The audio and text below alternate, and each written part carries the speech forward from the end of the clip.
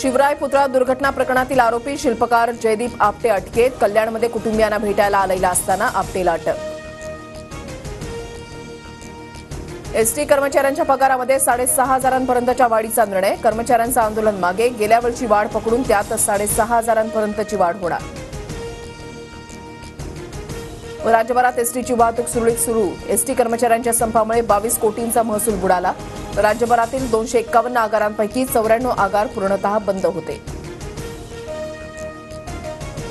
अब्दुल सत्तार आणि मनोज जरांगेंमध्ये रात्री उशिरा 3 तास बैठक. जरांगेंच्या भेटीनंतर अब्दुल सत्तार मुख्यमंत्री शिंदेंना भेटणार.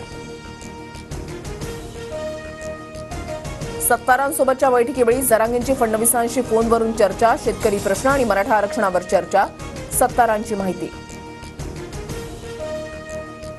सांगलीत पतंगराव कदम यांच्या पुतळ्याचा अनावरण सोहळा. राहुल गांधी आणि मल्लिकार्जुन खरगे उपस्थित राहणार.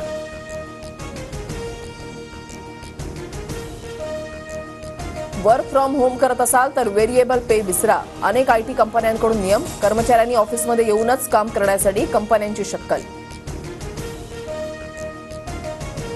गडचिरोलीमध्ये ताप आल्यानंतर डॉक्टरांकडे न जाता पुजाऱ्यानं दिलेलं औषध खाल्ल्यानं दोघा भावांचा मृत्यू. पुजाऱ्यानं दिलेलं औषध खाल्ल्यानंतर 1 तासातच मुलांचा मृत्यू.